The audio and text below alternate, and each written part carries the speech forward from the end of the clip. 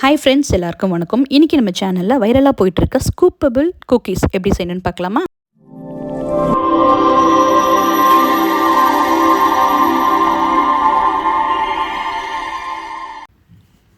இதுக்கு தேவையான பொருட்கள் பார்த்திங்கன்னா, 1/2 கப் பட்டர் எடுத்துக்கோங்க, 1/3 cup of brown sugar, white sugar ரெண்டுத்தையும் போட்டு நல்லா ஒரு மிக்சியில் போட்டு நல்லா கிரைண்ட் பண்ணி எடுத்துக்கோங்க. இந்த கன்சிஸ்டன்சிக்கு நீங்கள் பவுடர் மாதிரி பண்ணி எடுத்துக்கணும்.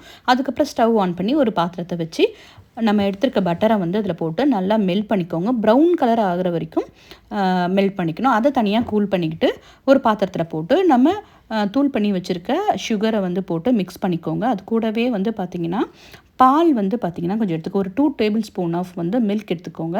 எடுத்துக்கிட்டு அதையும் நல்லா மிக்ஸ் பண்ணிக்கோங்க. கூடவே பார்த்திங்கன்னா 1/2 tablespoon of vanilla essence, 1 cup of maida, 1 tablespoon of cornflour plus 1/4 tablespoon of baking soda and baking powder ரெண்டும் போட்டு நல்லா மிக்ஸ் பண்ணிக்கோங்க எல்லாத்தையுமே. இது ஒரு டோ மாதிரி ரெடி ஆனதுக்கப்புறமா இதுக்கு கூடவே சாக்கோ சிப்ஸ் உங்களுக்கு எவ்வளோ வேணுமோ அதை நீங்கள் ஆட் பண்ணிக்கலாம். அதுக்கப்புறம் இதை உருண்டை பிடிச்சதுக்கப்புறமா இதுக்கு நடுவில் பார்த்திங்கன்னா நட்டையில இருக்கு இல்லையா, அதை ஃபில் பண்ணிக்கோங்க. அப்படி இல்லைனா டார்க் சாக்லேட்டை மெல்ட் பண்ணிவிட்டு அதையும் சேர்த்து கூட நீங்கள் ஆட் பண்ணிக்கலாம். இது ஸ்கூப்பபிள் குக்கீஸ் அப்படின்றதுனால நம்ம இதை மாதிரிலாம் பண்ணிகிட்ருக்கோம், ஃபில் பண்ணிகிட்ருக்கோம். இதை நீங்கள் குக்கீஸ் மாதிரி பண்ணணும் அப்படின்னு சொன்னால் வெறும் அந்த டோவை மட்டும் ரவுண்டாக சின்னதாக தட்டி நீங்கள் ஓவனில் வச்சு பிஸ்கெட்ஸ் மாதிரியும் நீங்கள் பண்ணால் அதுவுமே நல்லதாக இருக்கும். இதை மாதிரியே ஒரு ஏர் ஃப்ரையரில் இது மாதிரி ஒரு கிளாஸ் பவுல் எடுத்துக்கிட்டு இதை ஃபுல்லாக இந்த டோ ஃபுல்லாக வச்சு எடுத்துக்கோங்க.